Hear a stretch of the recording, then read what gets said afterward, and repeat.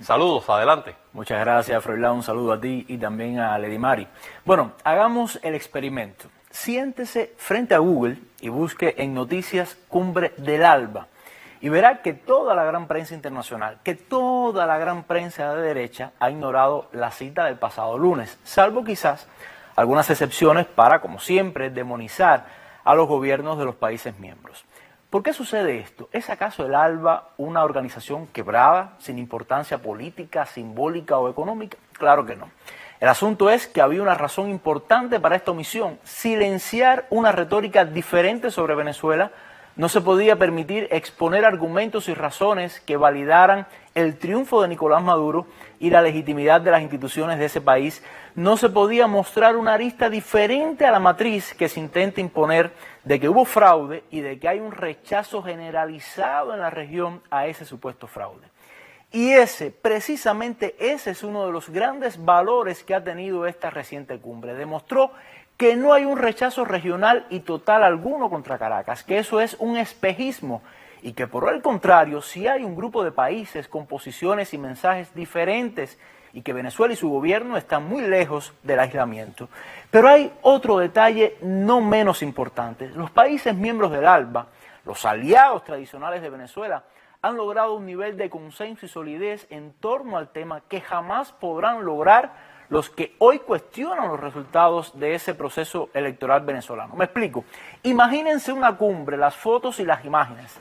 Milei, que ha hablado mal de medio mundo y sacado chispa con la otra mitad, sentado junto a determinados vecinos, apretándose las manos, o sencillamente ver a presidentes reelectos que no podían ser reelectos, o presidentes que no fueron elegidos por nadie, hablando sobre democracia, hablando sobre legitimidad y cuestionando sin prueba en mano, oigan bien, sin una prueba en la mano, un proceso electoral que no ha violado un solo paso legal. O sencillamente, imagínense ciertos gobiernos dictando las tesis de Washington en un documento frente a otros líderes que dicen tener una vocación más independiente y latinoamericanista. Un poco difícil de imaginar, ¿verdad? Es por esas razones y por muchas otras más que no se logrará estructurar a nivel regional ese rechazo como si en algún momento se logró con el llamado Grupo de Lima. Esa comparación había que evitarla.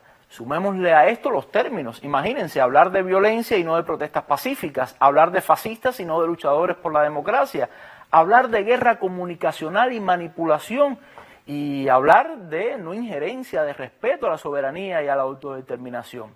Eso había que silenciarlo, repito, por la sencilla razón de que lo que estamos viendo hoy contra Venezuela es básicamente, entre otras cosas, una nueva operación mediática en la que se implantan matrices y se trata de bloquear el debate y un pensamiento crítico frente a un discurso. Y se lo voy a demostrar con una pregunta que ninguno de esos grandes medios ha planteado. ¿Por qué Maduro no pudo haber ganado las elecciones?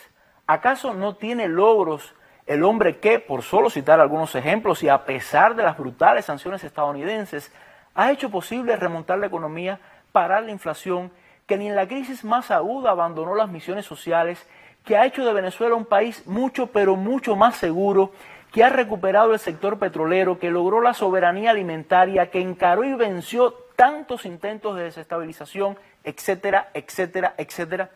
Muchos de los presidentes que critican a Maduro no tienen tanto que mostrar. Quizás por eso no se muestra esta otra cara del asunto y tampoco se invita a reflexionar sobre ella. Así que me despido y nos vemos próximamente.